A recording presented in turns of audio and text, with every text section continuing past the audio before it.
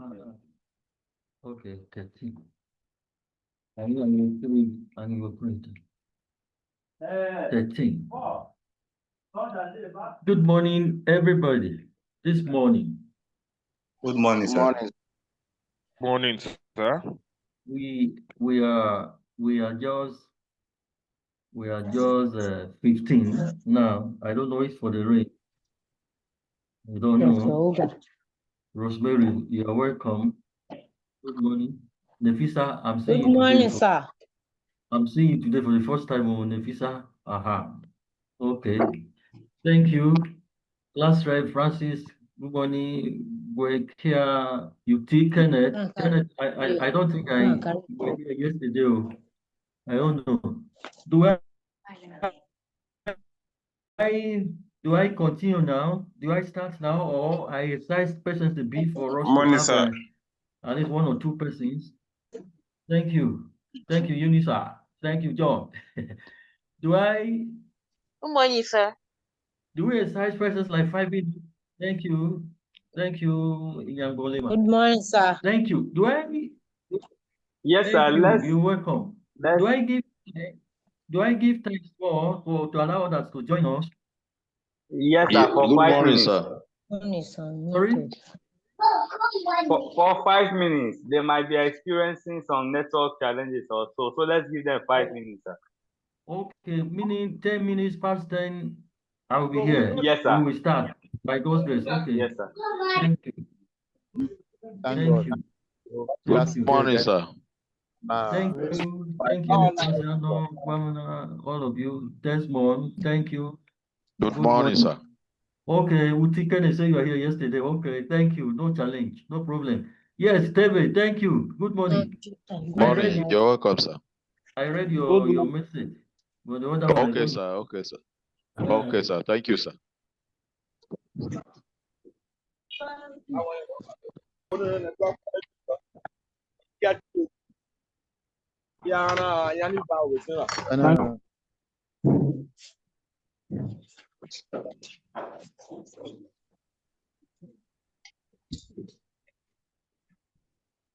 Here I say account number 818889. Manasseh, I hope you also give the class the money you are sharing to some other people. If not, you can off your mic, please. Okay. Manasseh, I'm interested too. Let me say my account number. I'm interested to.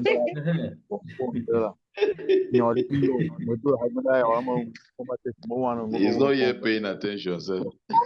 Manasseh, No problem. No I problem. don't go chair Manasseh.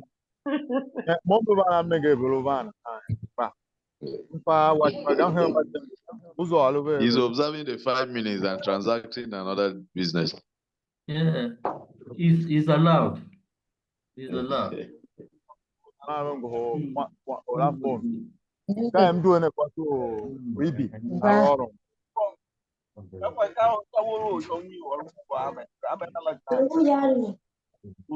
Like, Aruma, so it is screenshot, yeah. Yeah.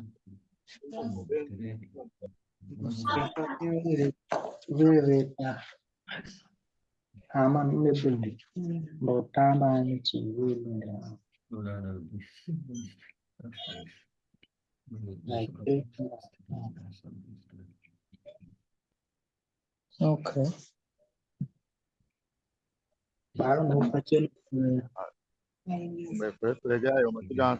Log him out. Hey, okay, poop.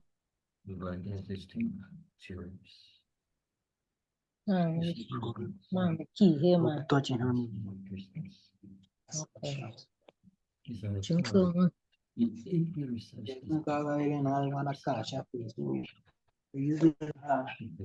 Oh, yeah, I can all that.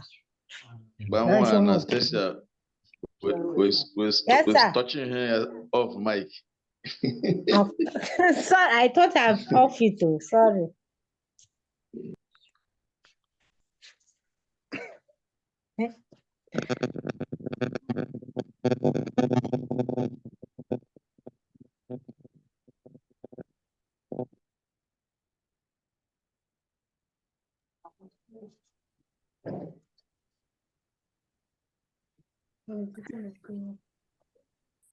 Cancel 8. Cancel 6 8. 6 8 8 9 9 Manasseh is still giving accounts. 8 3. Akima.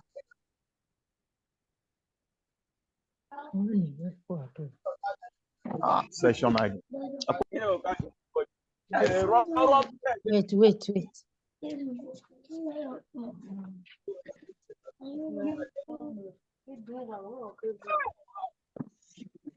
Quando da chico a hela.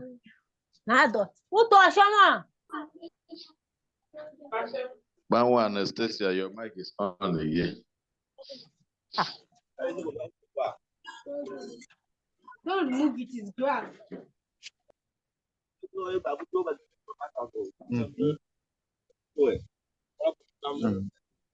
8 1 8 6 8 8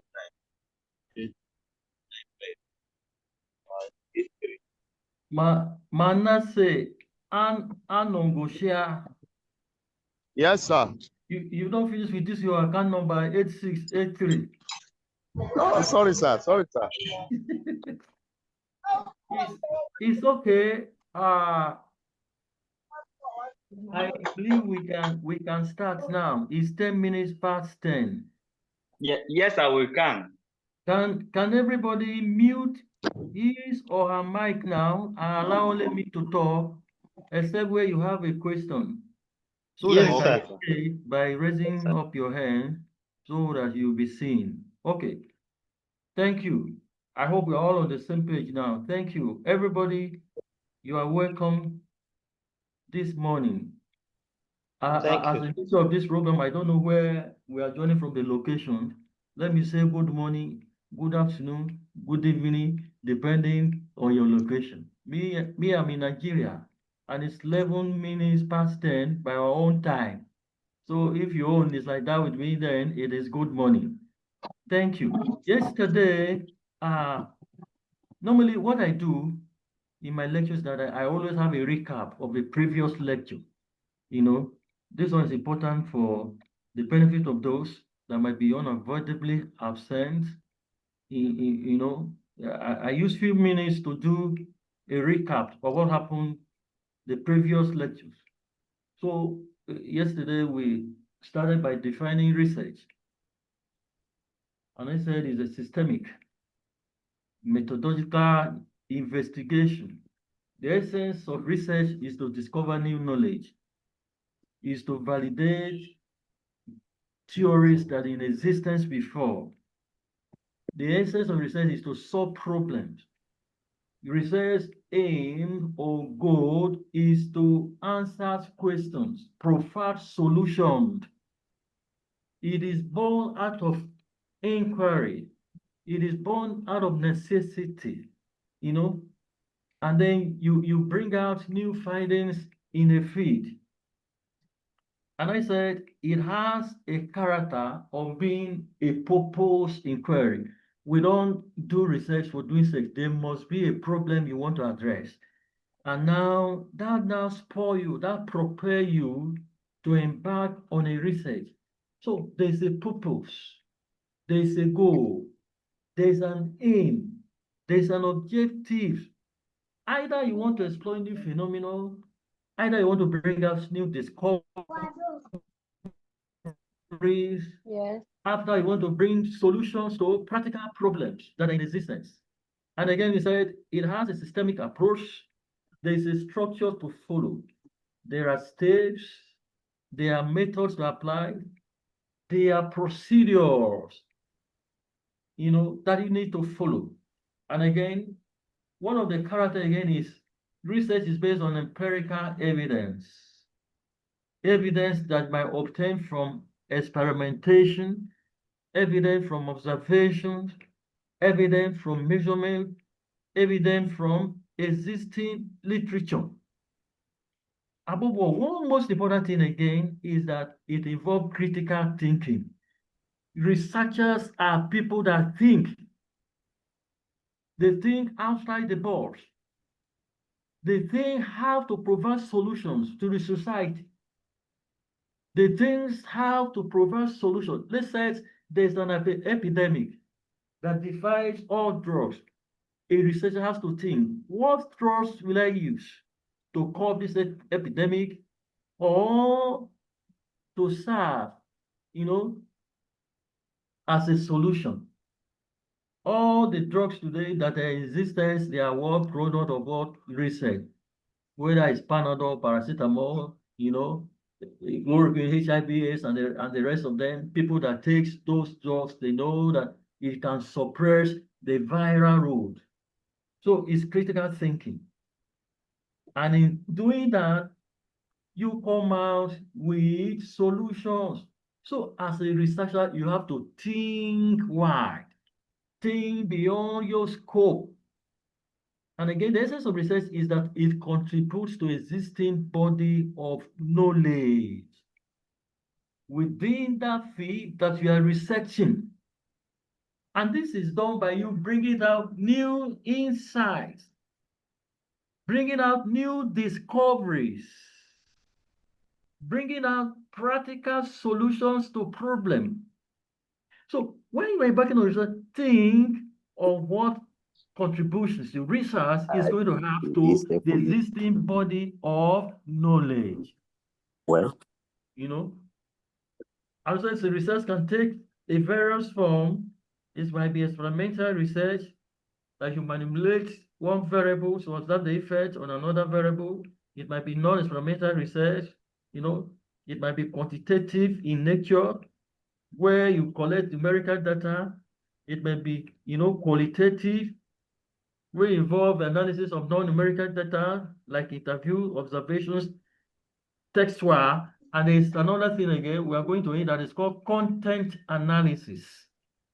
Content analysis, like you may analyze informations in a newspaper, that have been done over time, newspaper over years. You analyze the content, whether what has been reported by journalists is actually in line with the present realities to compare. For instance, newspapers might report issues of gender-based violence, the statistical wise, for months, for years.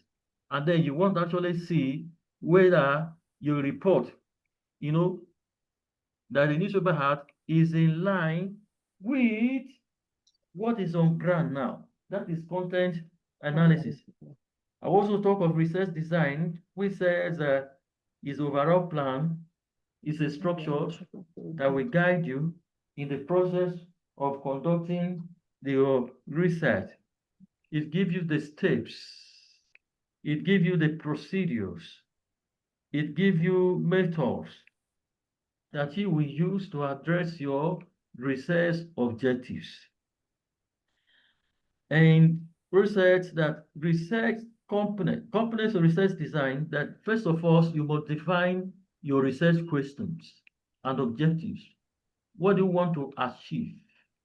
What are the questions bothering your mind that prompted you to embark on that research? And then the objectives, the scope of the study. This is important because it will guide you on the appropriate method to use, and also what data collection techniques you will use when you have your research design.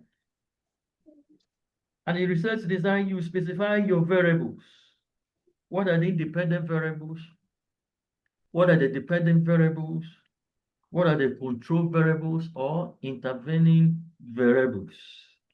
Hypothesis testing, its method of sampling procedures, the data collection methods, the analytical plans, the ethical consideration. We will not overemphasize on the need for your respondent's secrecy to be protected. His or her right. Information given to you by the respondent should be for the research purpose and research purpose only. You don't, divulge the information without their approval. Our research must have timelines and resources that will be used. Research is not endless. You must have a begin within a specific time. Suppose you want to address a problem and you have a timeline, there's an epidemic, so you have to develop the new drugs that will combat epidemics like we have during COVID-19. And then from 2019 till now, somebody is still embarking on the research to bring out drugs that will suppress the COVID-19 or so, or like it happened to 2015 during the time of Ebola. No, the time must be realistic. I know that you were able to achieve that within specific time. Validity and reliability of your instruments and your research is important. That is the brief for those of us that are not here. I've given you a recap. Now I'm going to, we entered the meat of the matter, and I gave us, the course content. We define experimental research design and non-experimental research design, their characteristics, the advantages and disadvantages of the two. That's the benefits and demerits of them. Experimental research involve time and most expenses, and at times may require the use of expertise, specialists in a field, and instruments when they're not available, there might be problem.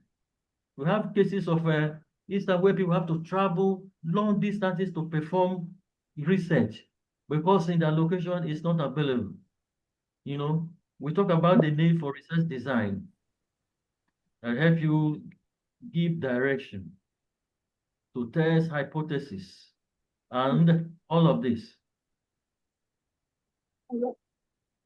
Before we conclude yesterday, we talked about social work research and who the social worker is, the purpose and goal of social work research, and the scope. We were on a scope yesterday of social work research, and we dwell intensively on a child labor and a child welfare, and the need for studies to focus on child abuse and neglect, adoption, foster care, and family support services. I will be sharing my screen now. I want to share my screen. Who is this person that's staring at me here now? Gumade?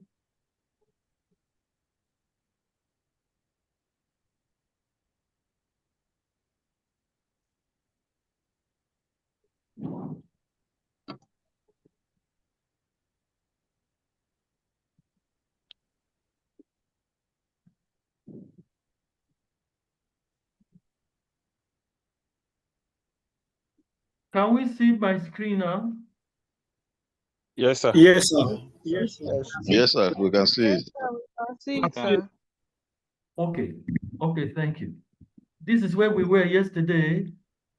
We're dealing on the scope of social work research. I don't know,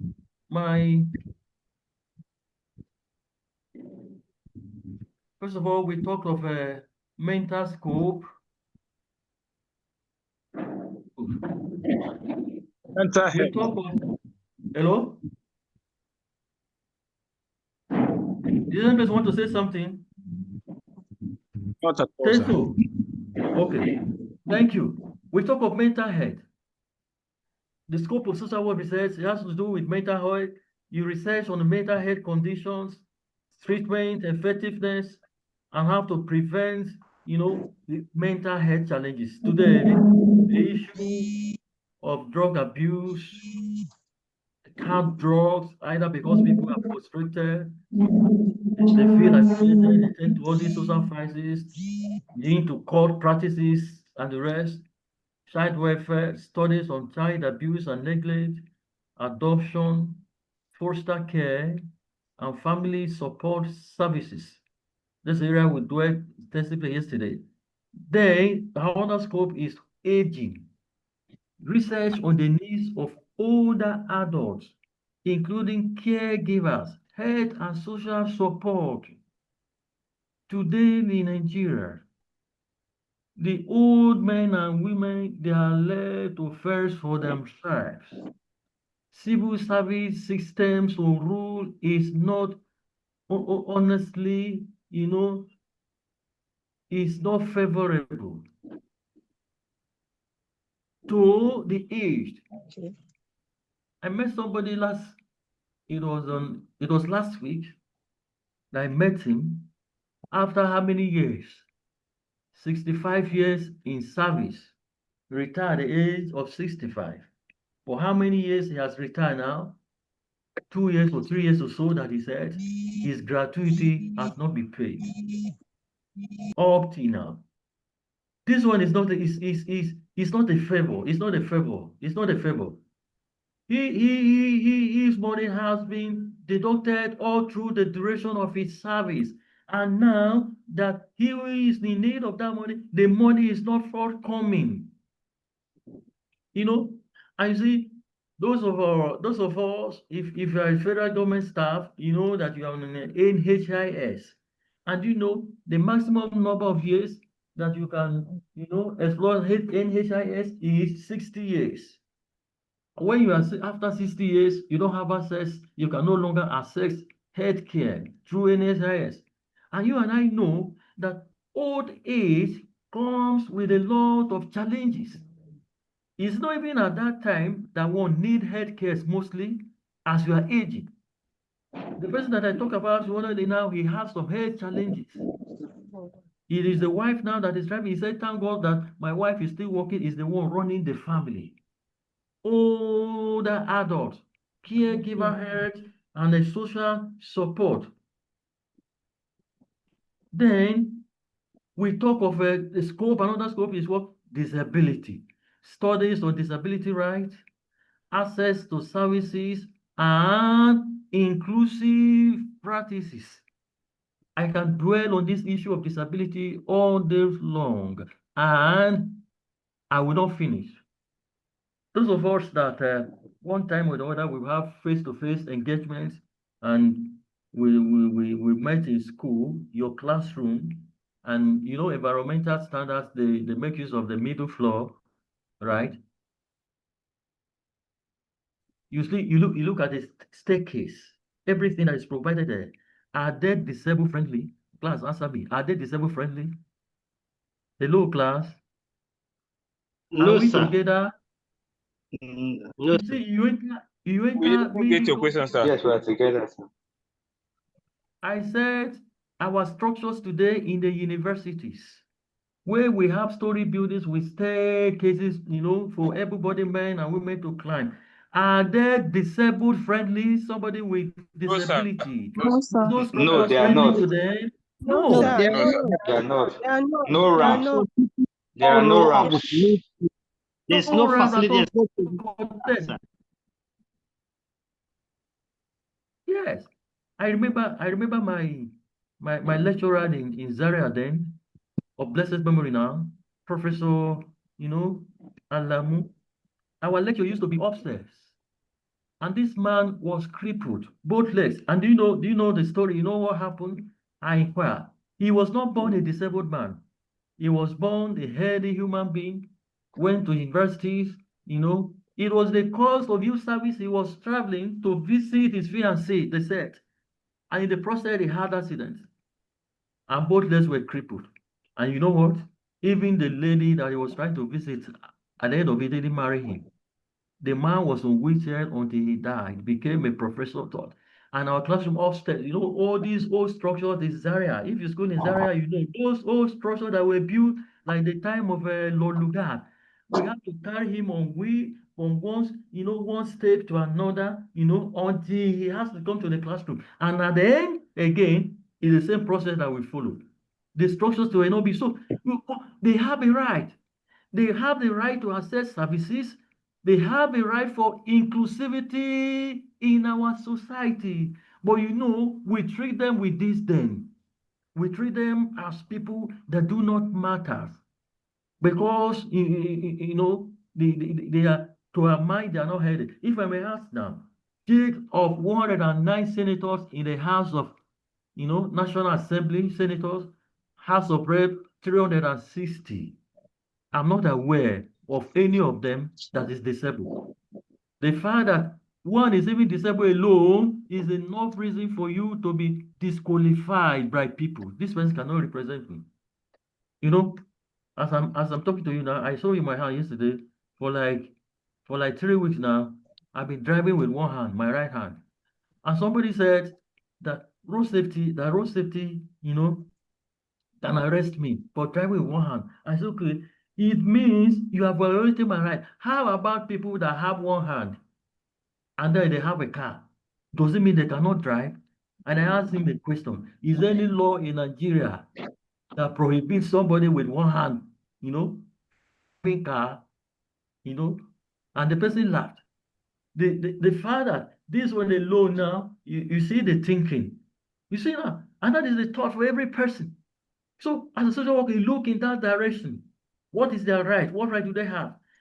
Do they have access to services? Is there inclusiveness? And also you look at it, on the other aspect is that of a gender, the human right. How inclusive are they in public service? I think presently, of 109 senators in a House of Senate, only 3 are women. And then one of them now be suspended for months now. So where is the voice? Who represents them? So we studied on that. There's social justice, research on systemic issues like poverty, like inequality, and discrimination. These are other areas that we look into. Why is there poverty in the land? In spite of all the resources endowment by nature on us, is it bad leadership? Why is there inequality? Why is the gap between the rich and the poor so wide? Why are there discrimination? Even among people, there are some people they call minority, either because they are small in number. In Nigeria, we have 3 major tribes, Hausa, Yorubas, and Igbos. Even, up there, people that are even majority in state, there seems to be minority up there. You see? So, and this gap continue to work. Positions given on the basis, of religion, on the basis of region, on the basis of where we are from, on the basis of whom we know. In our language, they say namu namuni, that is we. And then incompetence driving. And then we throw competence and sacrifice competence on the altars of mediocrities, or on the altar of inefficiency, on the altar of ineffectiveness. That's one up to me. We look at community development, research on community needs. What are the needs of the community? Needs of social capital and participatory approach to solve problem. There's something we call community engagement in social work research. When people are engaged in a community, especially in the decisions that has to do with them, with their life, it's important, that they be engaged. What are the sources of social work data? One thing that all projects need is what? We need what? Raw data. Let me ask, what is the data? What is the data? Can somebody help me, class? What is the data? What is the data? Go inside. Go inside. Collections of Go inside. information, sir. Philip, who is going inside now? Philip, who is going inside? Kai. Don't stop that.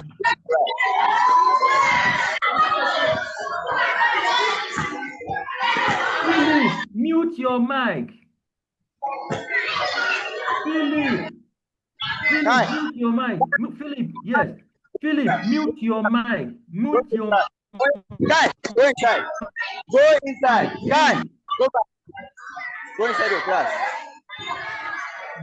Guy, go inside your class. Go inside your class. Philip, can you mute your mic? Can you wanna? Yes, Lucy. Oh, Lucy.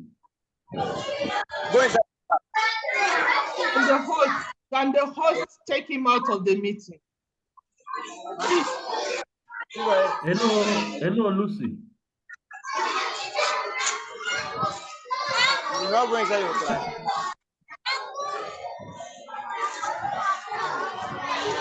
Francis. Please, the host should mute that Hello, listener. hello, class rep. Francis, can you hear me? Yes, I can hear you, sir. Sorry, I went chatting with the technical person, sir. Please, tell that Philip. Let that Philip.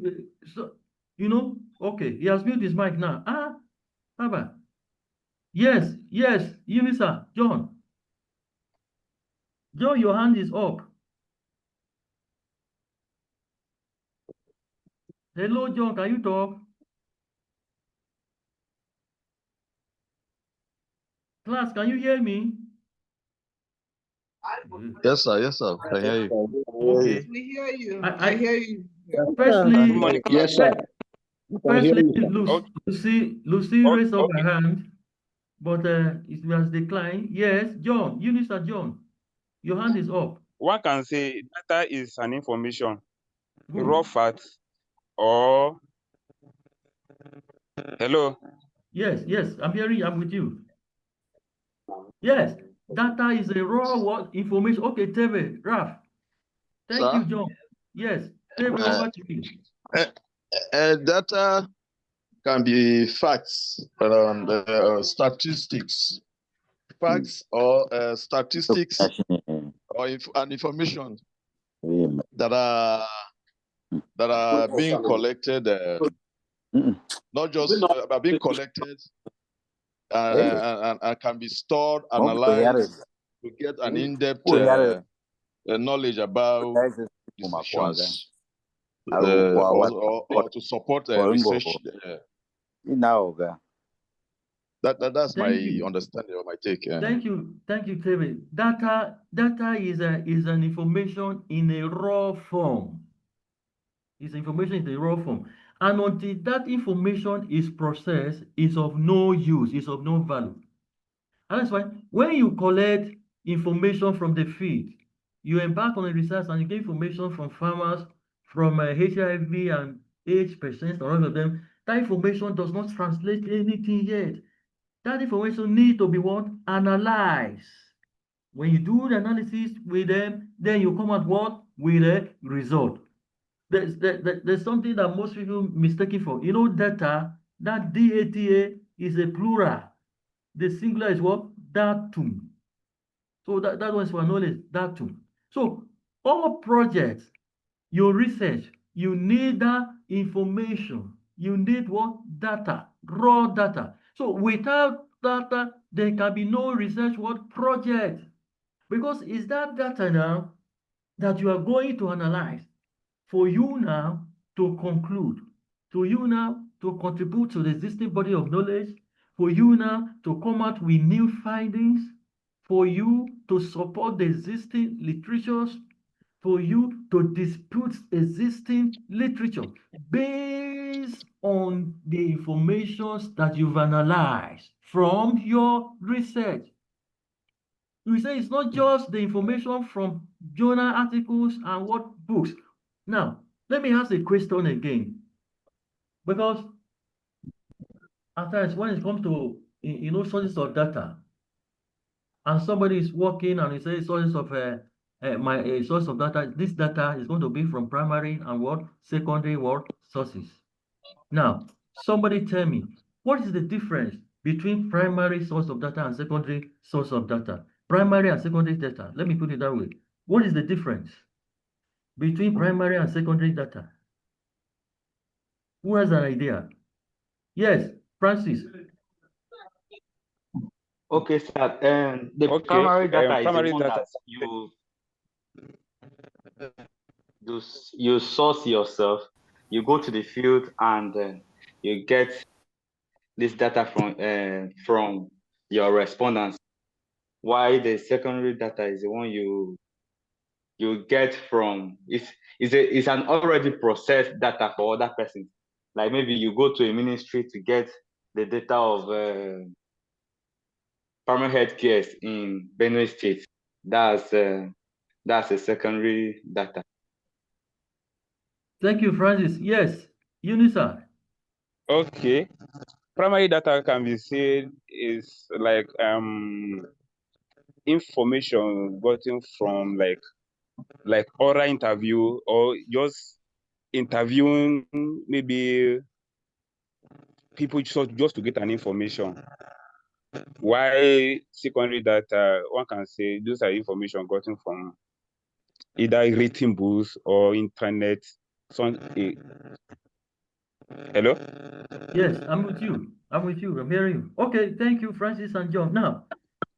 Now, when we talk of primary, Francis, your hand can be down now. Primary data is the one you source yourself. You go there, collect data through the use of what? Questionnaires, through the use of interview methods. But secondary data are one already in what? In existence. Now, you can have data on inflations. It has been in existence from 1960 to what? Data on, exchange rate, data on interest rate, data on agricultural productivity, HIV persons, the number of infections in a state, because somebody else has already worked out this data. One thing that some students confuse with this, when it comes to source of data, you say you are making use of, you say questionnaire to interview farmers and get information from there. You say the source of data is primary and secondary. That you are writing from a journal, from a textbook. It says your literature review or background of the study, and you quote a text. Let's say you quote, I'm quoted August 2025, August 2024 like this. That one is not secondary. That is part of literature. It's not a data because you are not doing anything as far as that one goes in analysis. If you look at it, the tools of analysis we use to analyze these secondary data, they are different from that of, in most cases, different from that of, primary data. Because if you are dealing with secondary data, there are certain tests you need to carry out on them. That is beyond the scope of this class. That is real econometrics. You need to carry out this in analysis to see whether these data they are actually stable over a period of time. You can do analysis of a data for over 50 years and even do a forecast of those data for the next 60, 70 years. So it's important we know that distinction. You say raw data, that is information, they are what? Unprocessed. Unanalyzed data that the researchers use for social science research methods. Now, what are the sources?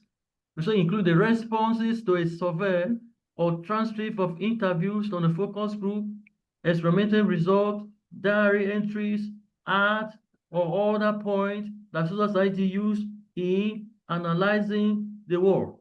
Now, where important questions that we need to ask ourselves is what will be the source of our raw data? Where are we getting them from? And this one has to do in line with your research topic. Research topic.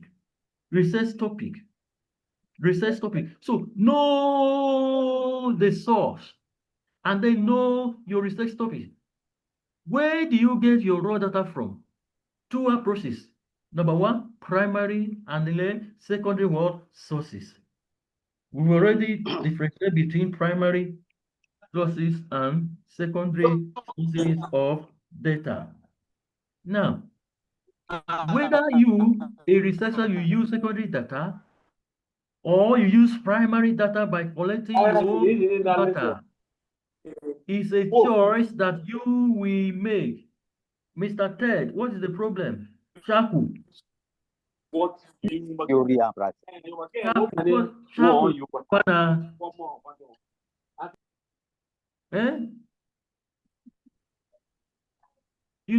choice is yours.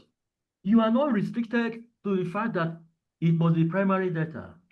You are not restricted to the fact that it will be what? Secondary data. The choice is yours. If you feel that you can make use of secondary data, yes, go ahead. And you have the ability to do the analysis on it, go ahead. If you feel it is primary data, go ahead.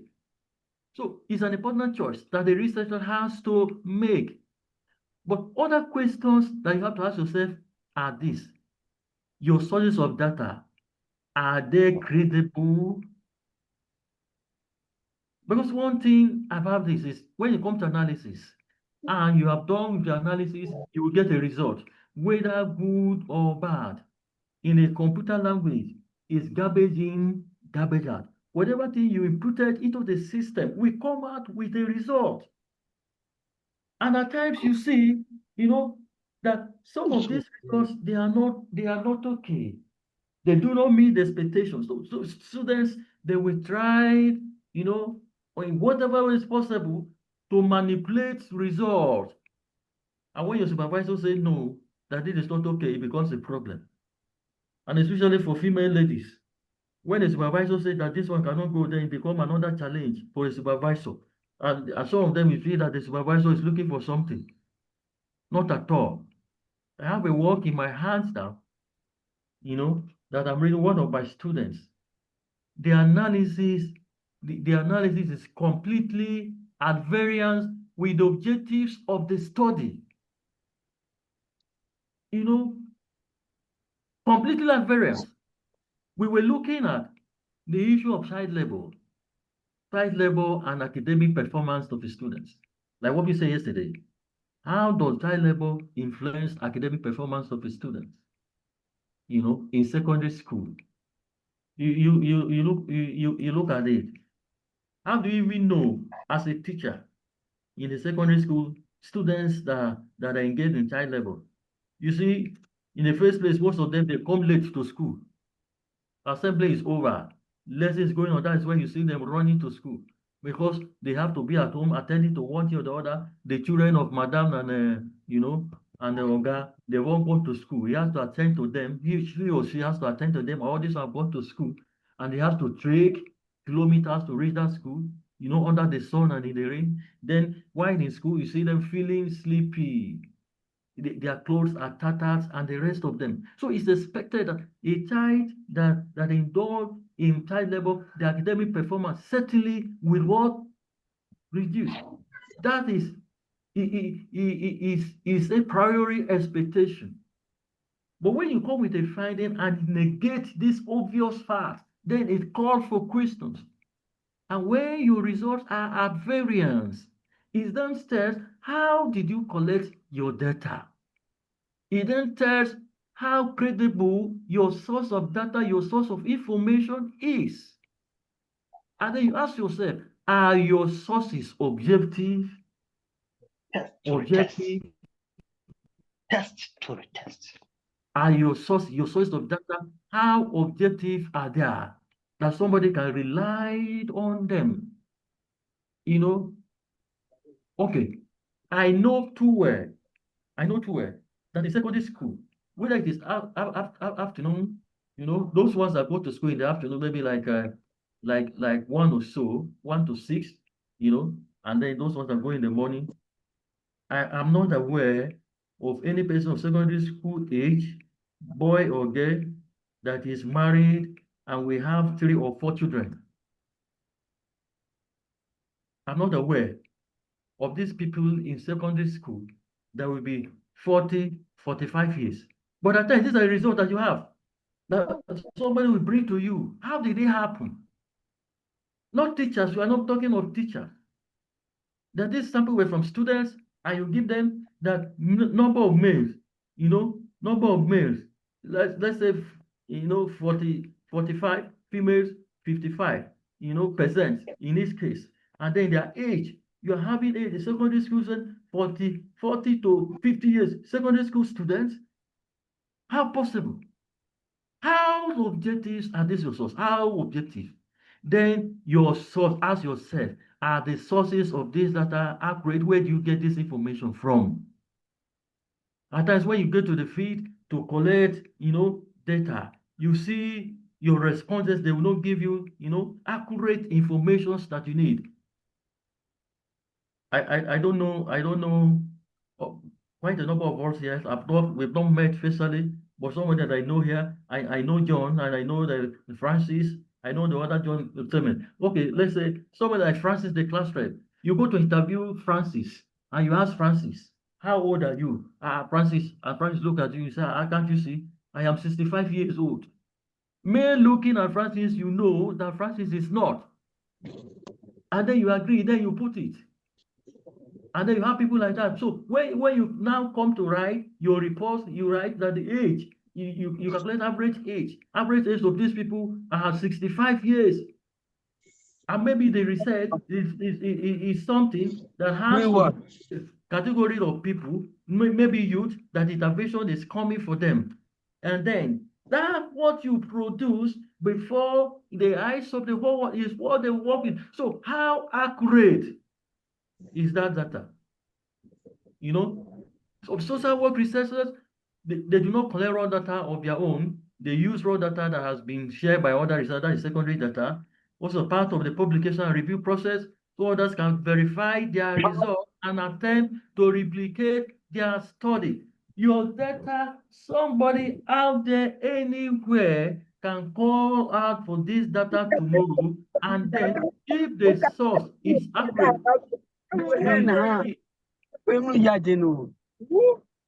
Nelson Nsute, can you wanna? That's 7 Plaza. Thank you, admin. Yes, John. Please, I want to ask a question. Okay. Hello, sir. Okay. Now, I'm based hearing on this hour, so let's say we have a project to work on, and let's just assume the topic is about water. About what? Can you hear me? About what? And water. Okay. Water. Let's just say water. Okay. Now, and on a journal, somebody have written on water, and you, let me just say, you got your source from, let me just say, secondary source, which he has quoting that journal somebody has written about water. And decided to work, use that your secondary source to write your project. Now the question is that your work free from plagiarism? that one is another problem. Now, what? See, plagiarism is copying somebody's work without acknowledging what the author. Without acknowledging the author, that this is the owner. You represented that work as if it's your own. Okay. And that is why when somebody statement, whatever that person has written, that person need to what? Acknowledge. That is copying, replicating somebody's work as if it is your own without acknowledging what? The person. Maybe you see my work online and you copy it verbatim from beginning to finish, and then you quote it as if it's so. That is what you plagiarize. That is it. There's nothing wrong in making the statement, that this was noted by this one, and put that person's name as the source of the information. My students, my project students, and when they make statement, I put a red mark, I put a red pen, source. I want to know the source of this information. That is it. You see, we need to up our game in research, because postgraduate school from 1st July, less than a month now, they are going to deploy that software, anti-plagiarism software, that before you go for external examination, that is postgraduate students, your work will have to pass through that software to see if there's a trade of plagiarism there. Do you know, I sent a paper for publication. It was this year, and they carried out the test, that plagiarism test. My work has a similarity That's a similarity of like of 12%.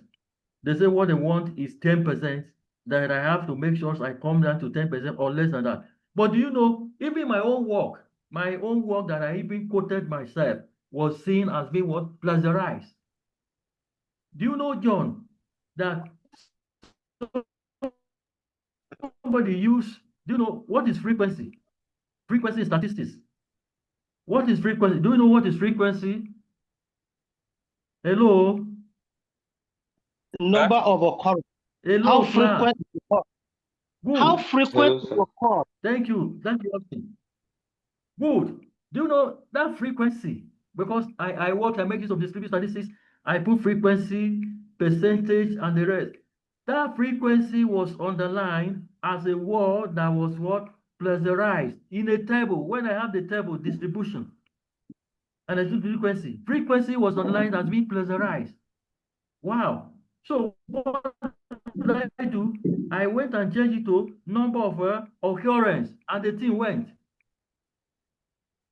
This one, what happened? They say is what? That is similarity. That is similar, you know, is another problem altogether. You know, you may notice things to data provided by the researcher, you know, existing data, secondary data like CBN, MBS, FAO, and the rest of them. At times, somebody might see your work online and ask that you send the data to him. You know, I did a work and somebody saw my work online. It has to do with the monetary policies of CBN, you know, and how it affects rice production. Monetary policy, you know, like the issue of inflation, the issue of interest rate, exchange rates, and the rest of them. I did analysis on that and then see how it affects rice productivity, you know, and it was last month now. Somebody did a mail, a PhD student in University of Maiduguri, you know, because the work is online. And he sent me a mail that I should guide him on this. After I did, he said, okay, he said, please, can I help him with it? That of course the work has been for some time now, 2018. That if I can help him with the data that he want to make use of the data, I said, okay, I have the data.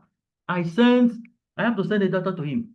Now, if at all I fabricated those results, those data are there, somebody will come and analyze the same data, you know, and then find out if my conclusion, if my results are actually in line with what is the data. And two separate persons did analysis using those data, and the results were the same. That's why I'm talking of the source of data, whether they are credible, whether they are objective, whether they are accurate. Because you don't know tomorrow who will see your work and then ask that, you know, is in need and you have to help. Now, some agency, government agency, they publish their data, you know, and formal reports like in financial institutions. It's required by law that you publish your financial statements every year. You have a website, some countries, some states, you have the result, you know, some data there, annual report from the State Department of Education, you know, it all be there for one to see. Now, secondary, existing program evaluations at your agency as raw data in your student research project, for example, surveying employing clients about new initiative. But you see, our own, we have a thematic areas, special areas of research. I hope that has been sent by head of department, an area where you have to focus on. You don't come here and say you want to write on, you know, employee initiatives on this thing. How relevant is this to your standard, to social, you know, sustainable social development? You also have secondary data from private agency like hospitals, you know, part of substance use or parental implication is a good area that one can look at. Somebody did a work on something, Saint Teresa, this Bishop Moray also is it that there was one program that was deployed with respect to pregnant women. I want to see the impact of that project, what it has on pregnant women. You know, before the project was deployed, and after the project was deployed. These are data from a hospital that one can make use of. Also, substance abuse. You know, effect of substance abuse on academic performance of students, whether tertiary institutions or secondary, today in secondary school, even primary, you know, you have a lot of them that substance have been abused, bank reports on annual budget. However, one thing we need to know is that to be clear on the boundary and expectations of these private agencies, and you to define your boundaries and know what you are looking for, what you want in research. Before you think of primary or secondary data, know what you are looking for and what you want and the problem you want to address. You can use data that was not gathered by scientists but is publicly available. One may want to examine whether the website and public information about local health, whether mental health agency, they use gender inclusive language. You know, that is it. So the one you are using, we talk of inclusivity. Excuse me, please. Excuse me 1 minute. Hello, class. Aye, sir. Aye, sir. You hear me? Just 1 minute, please. 1 minute. 1 minute. It's okay, sir. Thank you. My God, don't go. My God, you don't know. You carry me go out. I carry go out that time. You know the work. I don't know the problem. I did. Okay, I'll finish there by 2. We will go to my house. Sorry. Hello. Sorry, please. I hope it's not up to 1 minute. It's not up to 1 minute. Somebody needed to see me briefly. Sorry for the obstruction. So, define your boundaries. Define the boundary of the research before. Now, I was talking of getting information about local health and mental health agency. Then using gender inclusive language and then inclusivity of gender. We know that mental health is not only the issue of male, you know, not only the female. How inclusive, how encompassing is that work? You know, that's something you need to do. You will also use Google, the data set research. I did a work and the data for particular years were not available for me. I have to enter Google to get this data on monetary policies, especially when you have missing data. Using secondary data allows students to avoid the process of recruiting people to participate in that study. That is one advantage when you use secondary data. You don't need to, you know, recruit enumerators, pay money, people, because one of the barriers, limitations in primary and when you're collecting your data is, you know, inability to speak the language of the people, and then you hire interpreter to, you know, and then some people, there's this thing, there's this emotional attachment. When I see my people, the way they respond to me, it might be different from another person that does not understand the language of these people, you know, and then it's made the project more feasible. Or you have to find existing data that are useful for answering working questions, you know. And you see, at times you will have problem. It was in a PGD class, you know, on Monday or so. One students, when we were discussing it, that asked me this question. Because some data will not be available to you, even public data. You find it difficult to get it, even with all the letters from a university to whoever person, they want to keep this thing secret. I remember those days I needed data on the revenue of a certain local government, you know, certain local government. I want to see if we can project, if it is like this now, what happened in the next, you know, in the next 2, 3, or 5 years. It was a tug of war. It was a tug of war. The only saving grace was that I need somebody that worked in that local government. And that person was you know, was a big oga there. It was on his directive that those data were given to me. You know, you want to find out this revenue that they get, that is revenue from each market on the market there. What is happening that the markets are not developed? Is it that nothing is coming out of it? If I shock you with my findings, you will be amazed of what comes. And yet, some of these markets, they are not attended to. So public data, they are not, because of the secrecy of what is inside. Where I did my service in one far northern state, in all the offices, it is written, keep our secret secret, keep our secret secret. So I was like, what is the secret here that in all the offices you see, keep our secret secrets? They don't want another person to know.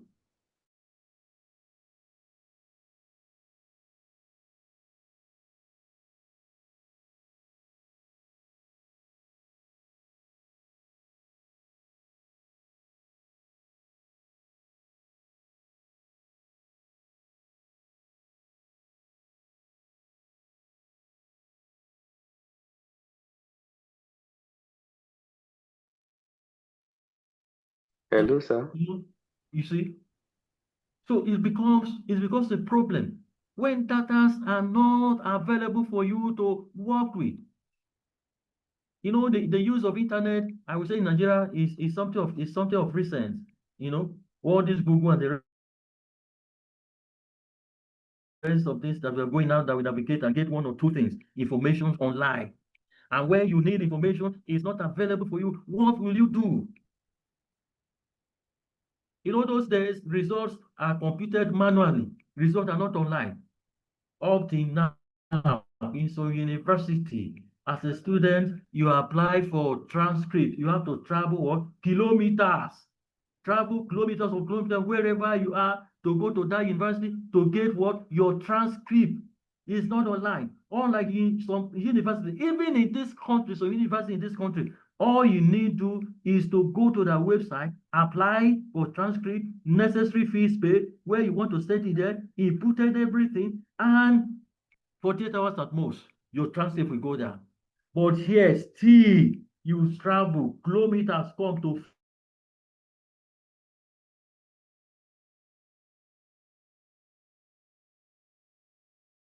fill form, to pay this, do that. Let's say 1993, 96. It will take a whole, if not weeks before that result will come. Mr. Austin, you want to say something? Thank you. Yes, sir. I want to share that issue of transcript you just said. When I applied for this school, I went to that university I graduated. I asked them, I feel I paid the necessary fees. So when they come to, I asked them, when school will the transcript be ready? That man in charge of that, he said, for that to be facilitated so that you get to Greek on time, I have to do some understanding. That's why, as I say, it's online, it baffles me as because there are some persons that will want you to pay some money. You will put hand for pocket before everything works. Thank you very much for sharing this. I'm just laughing. Do you know, Mr. Augustine? As I speak now, University of Ilorin in Nigeria, if you want your transcript anywhere you are, it's just to go online. You apply for it, pay the fees online, everything. In less than 48 hours, your transcript will be sent to that place you want it to go. Okay. You understand? You don't need to struggle. You don't need to do any understanding. You are not seeing any person physically. You know, so information at times you need information, they are not coming, they are not forthcoming. They are not. Can I tell you something? I had one experience that I used to share. I was I was trying to get my C of O, you know, C of O for my house. I've been on it for a long time. And 2022, when ASU was on strike, I said I must achieve that. You know, I will not allow this to pass. Let it be something that I achieve. I keep going to land and survey. They say, Kai, they can't see my file. They can't see my file. I produce all evidence. The fees I paid before, what happened to my file? The file cannot be seen every time I go there. But for the day I understood with somebody like you say that somebody will understand with you. When I understood with that man, and then, you know, something came out of my pocket. The following day I went, my file that could not be seen for how many weeks, that file was on the table. I was surprised. The file came out like that. And the thing is there, you know, ordinarily we have to be so, we should have a system When in a university or institution like this, where this is arranged either alphabetical order, when you need it instantly, any data at all about any person, you can get it instantly. And you see, no records. No records. People change name this, they are this name today, tomorrow they change name. They didn't even hear, they go to another place and do another thing. And the records here the other time, the other day, it cannot be faced, cannot be seen. You physically go to the archive to review the data, may be limited because those data may not be available in your local library and government offices. Government data may have to be requested from our agency. It's always a problem. You write a leaflet for, SATA data to be given to you, takes time, come tomorrow, and then what happens? It can be time consuming and in some cases, financial cost for your study. When it's like that, so that is why you need to weigh the strength and limitation of using secondary data on your own. All of them, weigh them, weigh them. They have advantages, they have limitations as well. As somebody said, Angel and Scott 216, he proposed some questions to ask before using secondary data. You're talking of the use of secondary data. If you want to use secondary data, ask yourself, what were the agency or research goal in collecting the data? What data were collected and what were they intended to measure? And then where was the information collected? The information of yesterday or 10 years ago, does this still subsist today? Is this still valid today?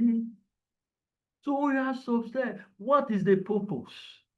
What are you going to measure with the use of this data? What methods, and this will according to the data, you ask yourself question, what methods were used for data collection? Who was responsible for the data collection? What were the qualifications? Are they available or are they available unanswered questions or answered questions about the data? Are there some questions that are not yet answered? The information organization is important. Is it by date? Is it by individual? Is it by family? Is it by event? Identifiers used to indicate different types of data available. Are there identifiers? Now, I asked a question. Was it not here yesterday when we're talking about the states with the highest infection of HIV and AIDS? Now, you ask yourself, the information, what date was that? Is it on an individual basis? Is it on family basis?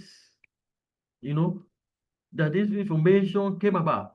Is it by locality? Or is it the people that goes for retrovirus drugs? That is on that basis. What is known about the sources of the data collection effort? How has the missing data indicated and treated? For instance, you are having a data, secondary data. You have data for 2020, 2021. You are working with the secondary data that has also do down to 2024 because most data for 2025, they might not be ready yet. Let's say from year 1999 democracy to this time, 2025, 26 years, and then 99, 19, 2000, and in between, you have some data that are missing for a year. How do you measure for them? How do you get this data to fill this gap so that your analysis can go on? Missing data. Are you going to look at the trend of what happened the previous year and then the next year and see? There's what we call extrapolation in econometrics, that you can extrapolate and see what this data will be. There's a formula, but that is not for the scope of this class. So see how the missing data is indicated and treated. What type of documentation was available? How consistent are the data with the data that is available? All these you need to ask yourself if you are going for secondary data. Now, we talk about primary sources. Data that the researcher collected from the respondent by himself or herself. What happened here? The primary benefit is that it allows you to collect, analyze the specific data you are looking for, instead of relying on what others have shared. Here, you are the one that have the first-hand information. You are the one, that is there in the field or the numerators that you use to collect this data. So you have first-hand information. So you can collect, analyze the specific data you're looking for, the kind of data you're looking for. If it's the data on household survey, I know what to do. If it is data on a comparative analysis, I know what to do. Comparative analysis of poverty status in 2 states, I know what to do. I know the kind of questions and the data that I need to collect.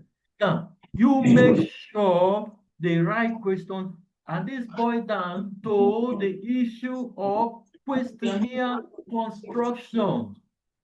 Because primary data, you make use of what? Questionnaires to get your data, to get information from the people. You can make sure the right questions are asked to who? To the right people.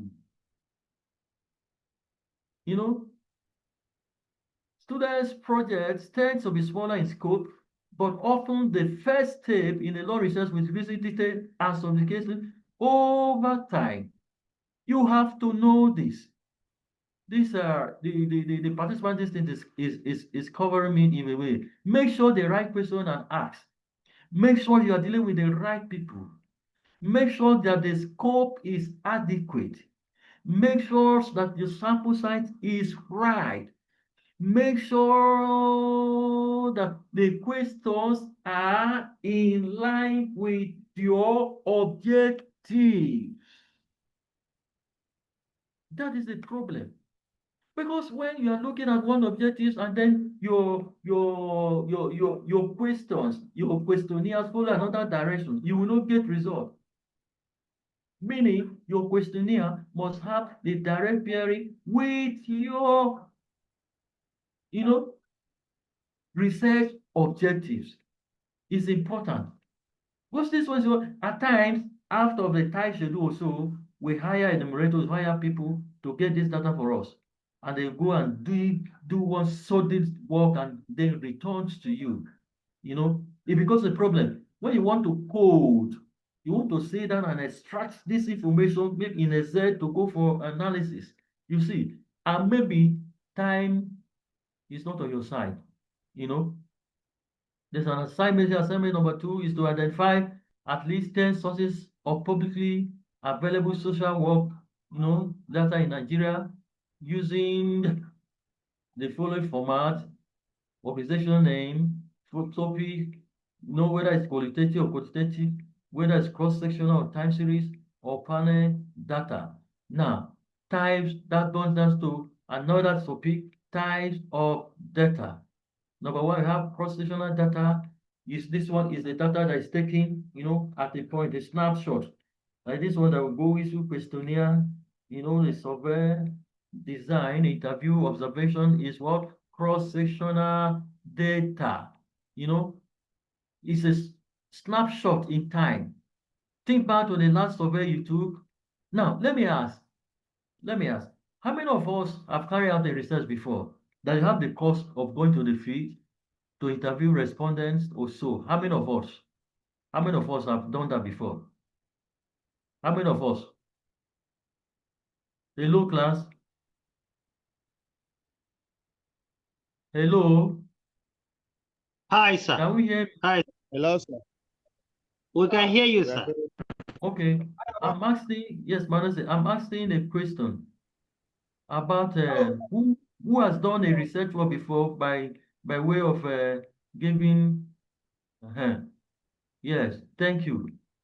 Francis, you say Unilori is the best in terms of processing a transcript.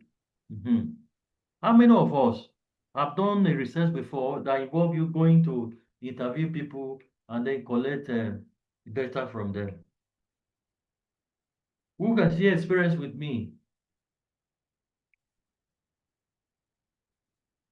Do I have a witness in the house?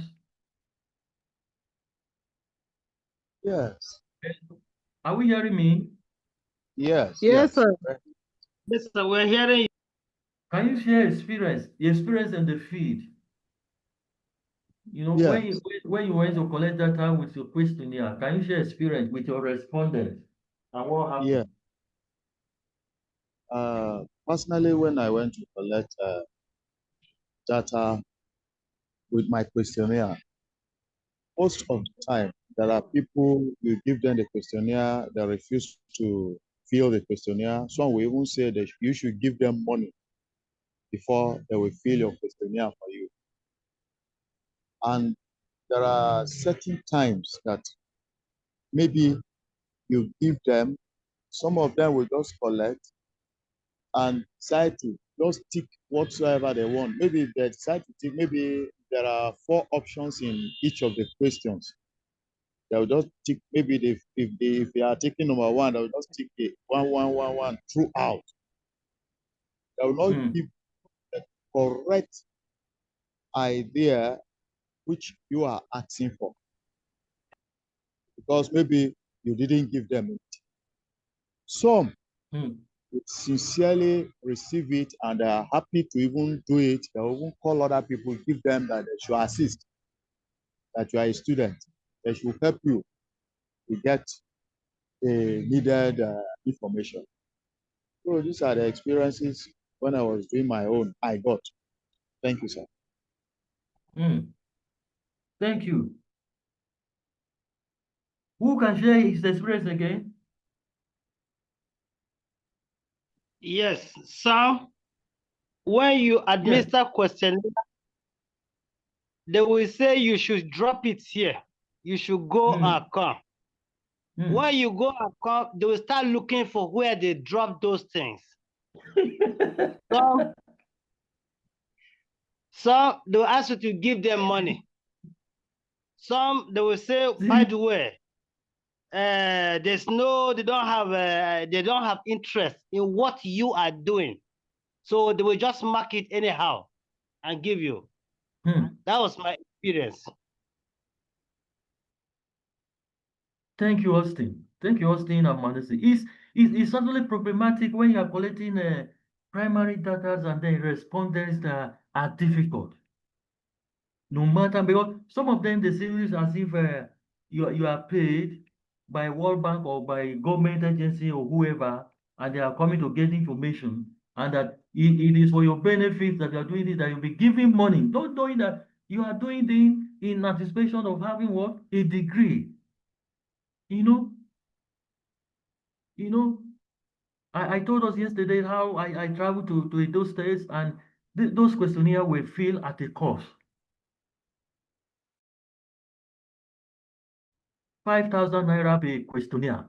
And I went with 40 questionnaire, that these ones, no, this is terrible. It's terrible. And that is a challenge with what? Primary data. And that's explain why in some cases, people, they feed this thing anyhow. How objective is the source? How credible is the source of that information that you are going to work with? So from now, you will know whether you're going for primary data or secondary data. And this kind, whether it's cross-sectional data, snapshot in time, And then let me ask us too. Have you been a respondent to somebody before? Somebody give you, a questionnaire to help him or her that he is doing this for a degree program or so. Have you filled a questionnaire before for somebody that filled for you? But have you filled for somebody before? Can we respond to this? Yes, we have done it for people. Yes. How objective were you? Did you feel it objectively, or you just say, let me just go? Let it just go. After all, these things, let it be and the rest.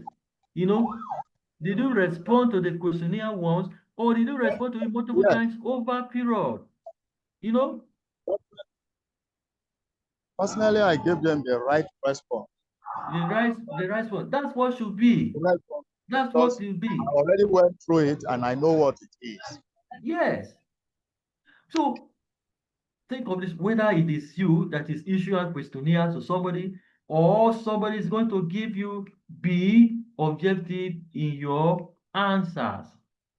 Now, that convenience comes with the travel that is exchange, the events, the opinions, behavior, and other phenomena, designated to assets don't generally remain the same over time. Of course, we do not expect data to remain over time. And that is why I talk of a reliability test yesterday when you are dealing with this kind of data, this primary data. If you know your respondents and where you are going to do this work, you carry out the reliability test to see the consistency, to see the accuracy of their response. What do? Issue the sample of questionnaire, like say 20 questionnaires to the respondent, get the analysis done. Then in 2 weeks' time or 1 month, you go back to the same respondent and issue this questionnaire to them to see the responses, whether it corresponds with what happened previous time. Whether it remains the same, whether it is consistent. Then you can establish reliability. And at times, processional data, they have difficulty establishing cause and effect relationship for individual. They cannot clearly establish whether the cause came from, the effect. Example, let's look at substance abuse versus school discipline.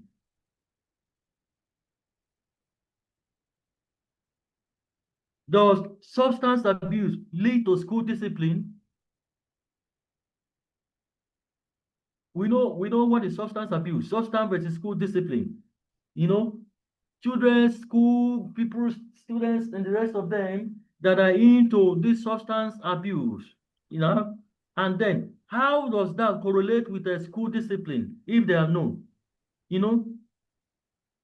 So you cannot really say that when a child is disciplined in school, it may necessarily be as a result of what substance abuse. Other issues still can come up. It might be time series data that one can use, or it might be, what we call panel data. Time series data are the ones that we talk about, the secondary data that exist over times. They are in series, over years. You can have data on inflation from 1960s to now, even before then, data on rice productivity, agri productivity, from 1960 or before then up till now. They exist in the series. And one thing about time series data is that if you're using time series, there are certain tests that we carried out. We call them stationarity tests. Stationarity tests, that is to make the data stationary, stable. Because over time, something might have happened. And when you did that stationarity test before you go into the meat of the matter, time series. And then we talk of a panel data. So panel data, these ones are collected, maybe from individuals, maybe from firms, maybe from states, maybe from country, or a group of people, across several periods. Example, for a period of 10 years, this data is you collect it over a period of 10 years. Then you see the trend. If there's a change over this 10 years period on individual, for instance, the income of an individual or income of a worker over 10 years period, from like 2015 till now, you still collect that same data on that same persons for this, whether there's a change. That income, does it lead to motivation? That income, does it lead to high performance on job? Is there promotion and the rest? These are what type of that cross-sectional, time series, and what panel data. Now, when we talk of this quantitative data, there are steps. After you might have collected your data, the first thing you do is data preparation. How do we prepare our data? And waiting for analysis. Preparation of data, waiting for analysis. Now, the first thing, this is where the use of Excel comes in. When you get to that, we are talking of, let's say primary data you've gotten now with the use of questionnaire. You collected the information on the respondent. Let's say you have 100 or so respondents. This is master degree program, so nobody should think of any questionnaire. If you are using primary data, you should not think of respondents that will be less than 200 respondents.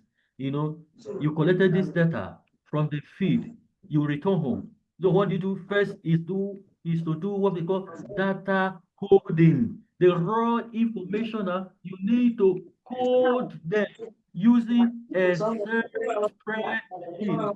Spreadsheet. Francis, Abu Sesu, you are talking. Simeon, Francis, over to you.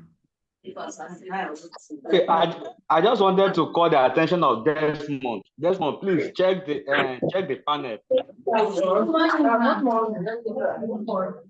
Who is Simeon here? Who is Simeon Sesu?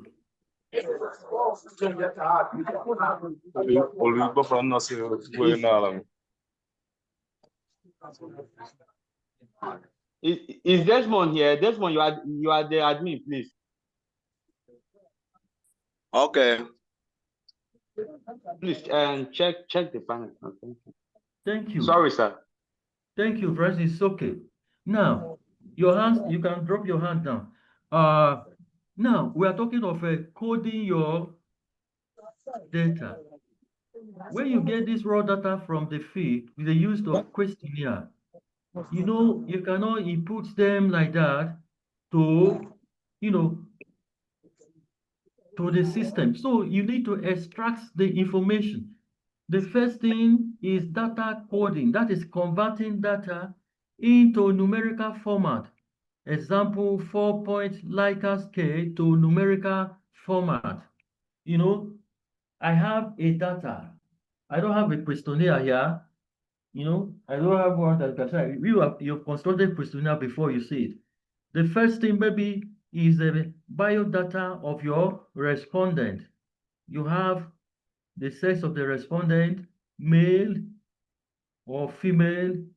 You have maybe age. You leave it open-ended, like I said yesterday. Let the respondent indicate his or her age. You have the marital status, whether it's married, whether it's single, and the rest. You leave it, the person indicates. Then you have the educational qualification, whether there's no education, whether there is a primary education, whether secondary education, whether tertiary education. Now, when you bring this raw data to the feed, from the feed, you cannot include this one into the system. So we do what is called coding. You convert this one to numerical format, like the sex of the respondent now, male or female, and you number your questionnaire from 1 to any number, because if you use alphabet N26 now, then respondent 1, this respondent A, respondent A is what? Is a male. Now, I will use a figure, male. If the respondent is a male, I will assign a figure 1, right? If it's a female, I will assign a figure what? 0. So when I'm coming to do coding, I know that anyone under sex, if I see 1, I know that that respondent is what? Is a male. When I see 0, I know that respondent is what? Is a female. Now, the other one, age. Age is a continuous variable. I can indicate age. Maybe this person is 35 years. This respondent 1, 35 years. This one respondent that is a female, maybe 25 years. I indicate it, right? When it comes to marital status, you know, the person that is single, I say if you are single, I assign 0. The person that is married, I will assign 1. The person that is a widow, I will assign 2. The person that is separated, I will assign 3. So if I come this responsive 1 that is a male, if he is married one, I put what? 1 under married. That is what? Coding represents your information with what? With the numerical, numbers, with numbers. And after that, what happened? You do what is called data entry using what? Spreadsheet. That spreadsheet is what? Is the Excel sheet. You use Excel sheet to input this data, or if you have, a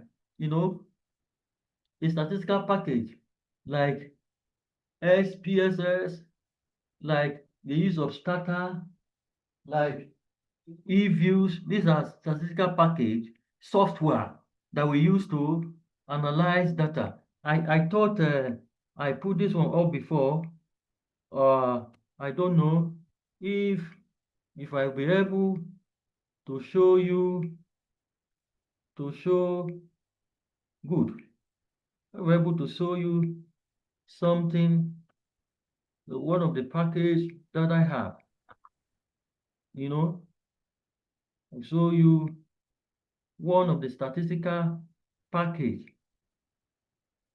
I don't know, this thing will not allow me. Can you see this? Hello? Yes. Eh? It's the first slide that we're still seeing. Eh? We're not alternating anything there. We're seeing the first slide that used to be there. Okay. Okay, I wanted to show you something. I wanted to show something. I wanted to show you something.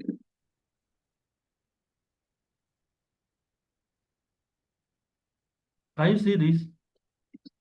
Yes.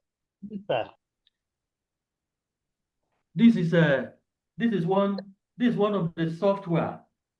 This is statistical software. This one is this is Stata. Is beyond the scope of this class. But for you to know anything I do, I don't know whether I'll be able. Can you see what I'm doing?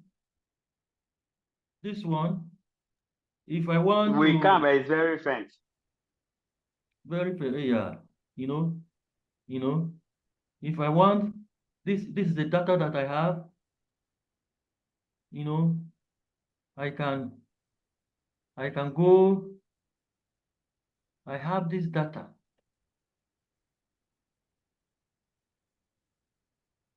If I put it here, very faint.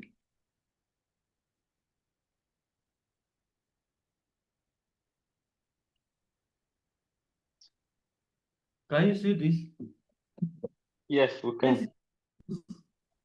This is one data that I have. This data concerned, is concerned rice output. Those from 1981 to 2018 or so, 2016. Then this column where I'm touching is what? Public debt. You have expenditure, exchange rate, money supply, interest rate, inflation rate, and then what the impact it have on what? Rice output. And this one is the total amount spent on the rice. This is a statistical package. I just want to show you the page. We use it for analysis. Like after coding your data, you come to the field.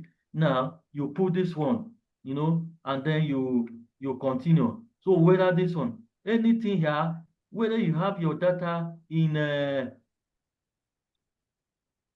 primary, whether it's primary data, you can use this page. You input your data like this, and then you carry out with the analysis. This one is just to show you. It's just to show you. They say it's faint. It's faint over there. But when we meet in class, I will show you a page of it and see how it look like. I'm going back to my slide, the one we are dealing with. Okay. Now, I have a question, sir. Okay. Yes. All right. So when you spoke about coding, so Yes. I want to know when you use Kobo Collect in place of paper questionnaire, there is a Yeah. back end that controls the submission, and then Yeah. there are formats that you can use to save these documents and then push it to other analytical tools. So I will want to know if you use Kobo Collect, will you still need to do coding on data? No, all this, normally when you use Kobo Collect, the expectation is that you have a high number of respondents. That's what most people use Kobo Collect. So when you do that one, you don't need to come do this coding SST, put this one up like this. You take this one, code this one like this. You don't need to do that. Hello. Okay, sir. Yes, sir. Okay. So then the other point, data entry, that is the spreadsheet now, like the field I just showed us, you can put it directly into the statistical package, like SPSS, a starter, the field I just showed us here is that of starter. Then you have e-views. Normally this e-view using for time series data. Then there might be missing value, list-wise deletion, imputation, replacement with this. In case you want to get result, you replace this one with this, or you can do a projection like I said the other time.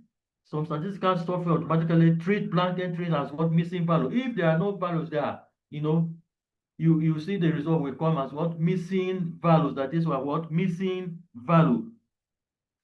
Then at times, what you are looking for, you may not get the result. So there may be a need for you to do what we call data transformation. And the transformation might be with the use of a log transformation, reverse coded items, present weighted index from a set of observed measures. This one is not for you, but it's for analysts. The person that is doing the analysis will be the one to do the transformation. For instance, if I have my data and I put the linear equation, that is straight equation, and I say y is a dependent variable, is equals to, is equals to, let's say beta naught, plus this beta naught is the constant. Beta naught plus beta 1 S1 plus beta 2 S2 plus beta 3 S3. This one is linear equation. If I didn't get the result, that I want, hello, I can anybody hear me? Transform. Sorry, Ralph, you can hear me? Hello? Is anybody hearing me? Yes, I can hear you, sir. We are hearing you. Okay, I hope I'm not going too far. Now, I'm talking of data transformation.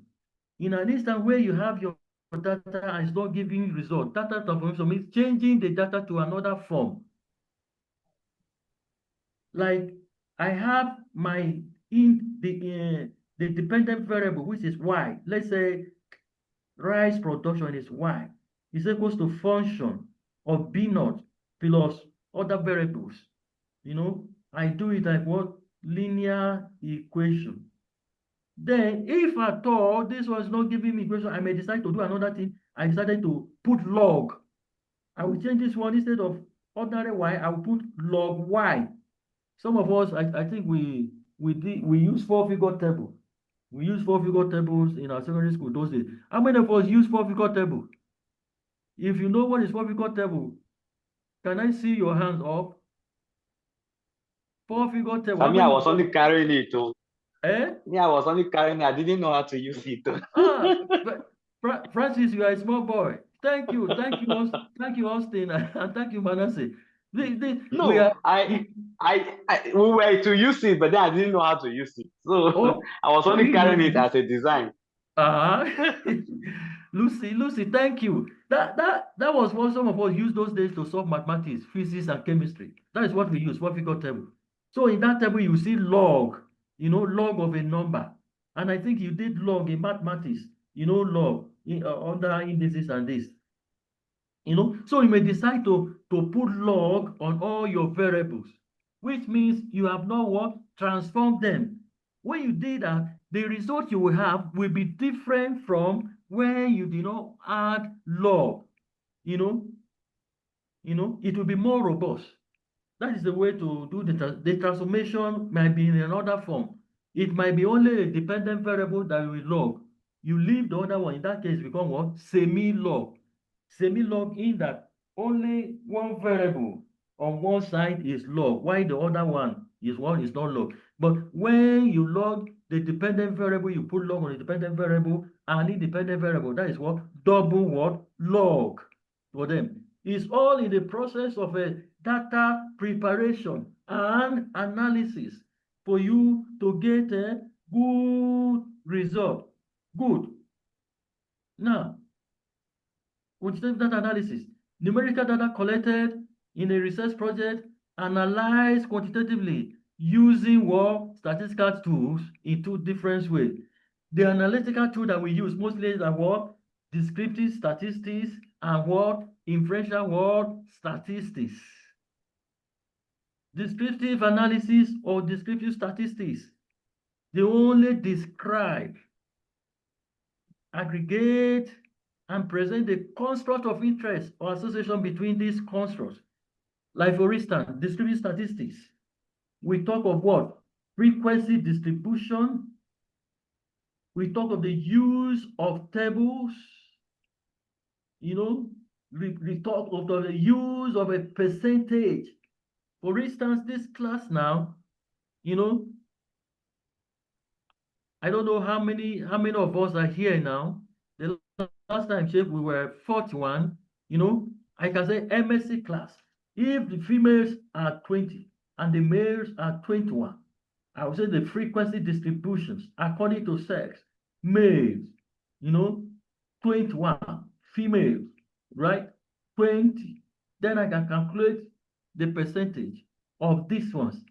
Roughly it will be 51 or so, for males, and then 49. So for female, that is what percentage. I think in your analysis, you want to find out about the age of the respondent. You want to find out about the education level of a respondent. You want to find out about income, annual income of a respondent. You can do this. Age. So number of respondents are within this age range, 20 to 30 are of this age. And then with this, you can get also the mean of the age. Mean age. Mean age will tell you the nature of the population, whether it is a reproductive population, or whether it's an aging population. So descriptive statistics is described. And that is why we don't use descriptive statistics to generalize, because you cannot draw inference from that, from descriptive statistics. It's only describe the data. For instance, if this class now, supposing your number is 100, right? You are 100 all in all. MSC, SST 2025, you are 100 in number. And that 100 in number, let's say males are what? 60, and then females are what? 40, right? And now I'm carrying out a survey, right? I decided maybe in a class, out of this 100, right, 35 students are present. And these 35 students present, maybe these 35, 20, no, 20 of them are females, while 15 of them are males. You see, unlike the class that has 60 males and 40 females before, but in this class now, 35 were present and females are more than this. Then I come and concluded that MSC, SSD 2025 have more females than males based on this. And then I generalize. And then you go, this is wrong. That is why we use descriptive statistics only to describe, but not to generalize completely on the data. But rather, we use what? We use inferential statistics, which is the use of an inferential analysis. This one, we can use it to test what? Hypothesis. You can use it to test theory testing. And then you're good to go. And then person can generalize. Now, look at the tools of analysis that we use in statistics. We are going gradually into the meat of the matter. It might be univariate analysis. Uni is one. It might be use of a measure of central tendency. Measure of central tendency, all of us, I'm sure you know this because of your mathematics. Measure of central tendencies like the mean, the median, or what? The mode. We also use dispersion or variability. This is where we talk of the use of variance.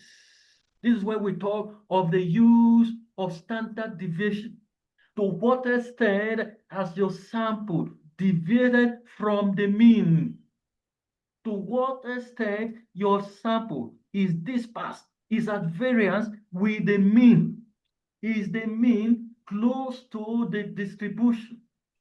Or is it far away? We also use frequency distributions, where we get the percentages. We also use a bivariate analysis, might be bivariate. This is for knowledge sake because all of you might not use this, and your knowledge on this, may not be vast. But it's good that you know. It's good that you know this. Now, again, when we want to test hypothesis, we use chi-square. It might be t-test. It might be ANOVA, analysis of variance. It might be the use of correlation. How do these variables correlate? How do they relate with each other? Do they correlate positively? Do they correlate negatively? Or there is no correlation at all? It will be multivariate analysis. It might be regression analysis. Regress one variable another to see the behavior of this variable, how it works against our tools of analysis that we use in statistics, that we use in our analysis. Now, let me say something here. The tool that you use here depends on the objectives of your studies, depends on the objectives that you specify. Your tools of analysis, what you use to achieve your objective, must be in line with the tools of analysis, what you said in your objective. your objectives. Tools of analysis must be related to objectives. For instance, if I'm doing a comparative analysis and I want to test whether the production of consumption or whether poverty level in location A is the same with that of location B or location C, I will use what? I will use analysis of variance. When I have like 3 groups, it's the test of significance. When you have 3 groups, or if it is 2 groups, I will use a t-test, 2 sample t-test. You know, so it's not static. It's not. It depends on what your hypothesis is, on what your research objectives are. Now, regression, I can regress. Let me see, how does, cassava or yam or maize production influenced by the seed, by land, by labor, by fertilizer. In this case, I will regress Y, which is the production of maize, rice on these other variables. And then we go.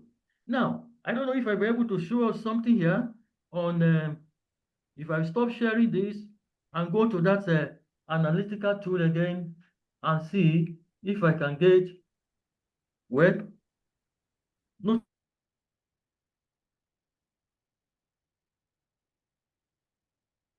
challenge. We move on. It's a set of statistical techniques. It can describe the general property of one variable. That is, you are talking of one variable, one variable, one variable. Where you have one variable, what are the measure of central tendency? The measure of central tendency, like the median, is the middle value that we know. The mean, is the average, and median is when you sort all the values like this now, in ascending order. Then you get the median, that is the middle value, and then when you have the even numbers of value, you take the average of the middle value. For instance, you have 15, 15, 15, 18, 21, 22. What are the 2 middle values? The 2 middle values are what? 18, then you add them together and then you get what? Your median. Right. These are small elementary statistics that we know. Mode is what? The most frequently occurring value what in a distribution. The one that have the highest, number of value is the mode. Now, look at this. This table shows what? Frequency distribution of religiosity. This is frequency table and histogram. Look at this. This is opinion. This is opinion that is represented in the histogram. This one, I hope, can you see where my cursor is touching?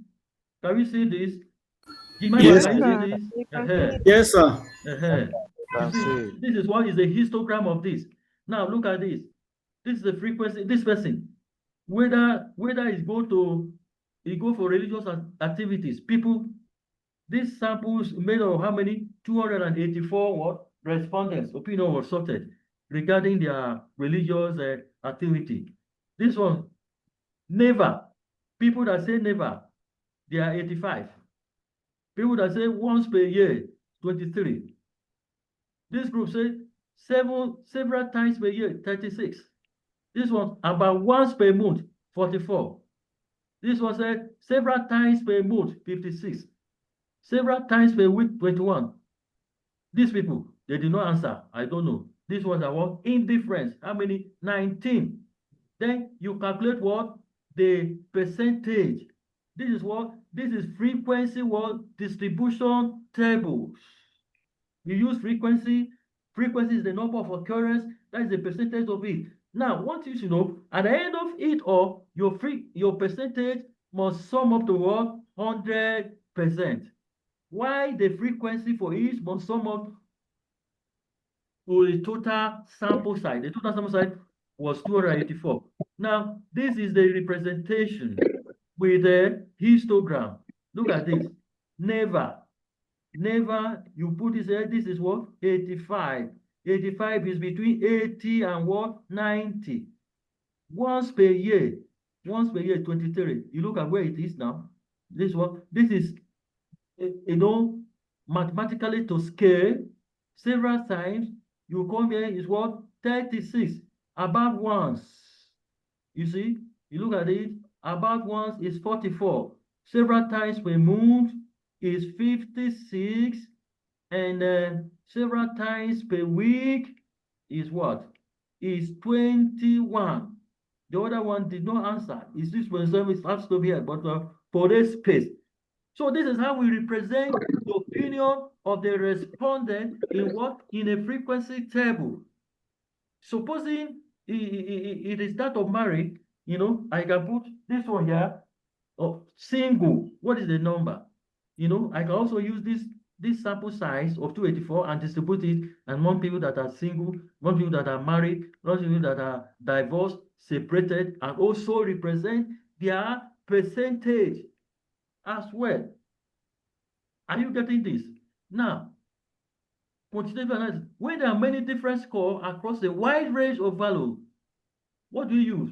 We create what? A group frequency table. Now, this one, the data is hypothetical. Look at this. What happened here is that we have what? A range. We have a range from 141 to 160. Now, there's something you need to know about the interval, the class interval. That is the distance between the upper class and the lower class. This one is the lower class. This one is the upper class here. This one is the lower. Look at it. 141 and 161 is what? Is what? 20. This one, 160 and 180 is what? 20. Different 180, 200 is what? 20. 181, 161 is what? 20. There are some people, this 141 line, they can write 141 to 160 here, check the interval, and then when they come here, they will write 170 to 180. This one, the interval, the distance between this and this, it does not follow. It has to be the same. So when you are constructing your class interval, knows that the distance between the upper class and the lower class has to be the same in group frequency table. I'm saying this because in most cases, when you are dealing with, like I said, age of the respondent, people normally they have a range, 10 to 20, 21 to 30, like that. You may group it that way. Or experience, farming experience of the respondent. You need to have it in a range. It's important. And you see, when you have the continuous variables, it is important that you have the mean. You have a mean of it. The mean tells us the degree of the proximities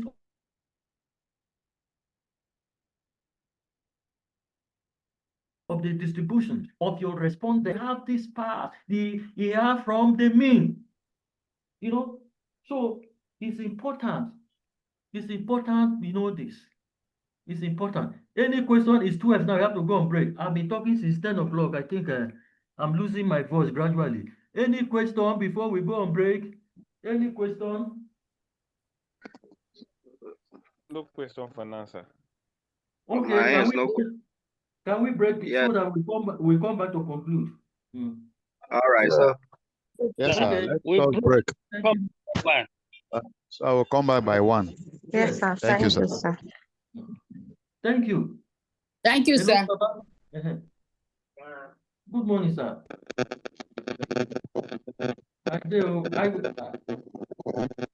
I will come by Kiro. I come up now.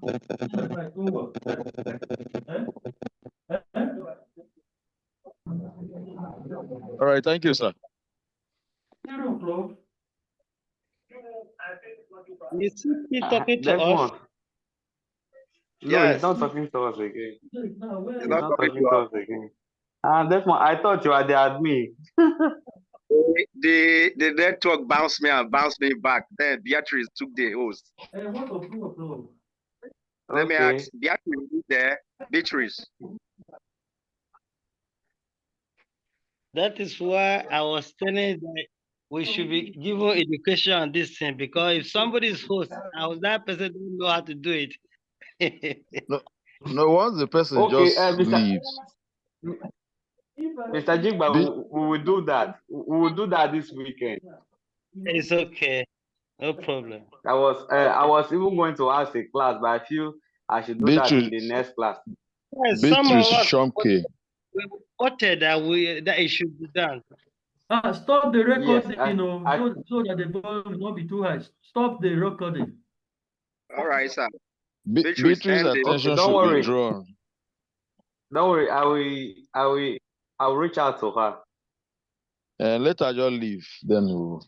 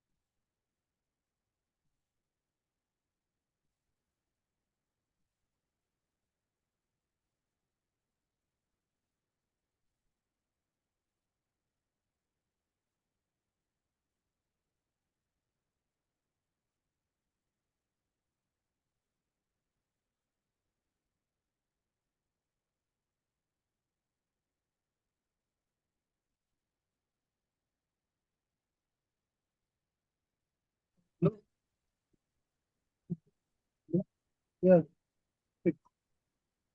Okay,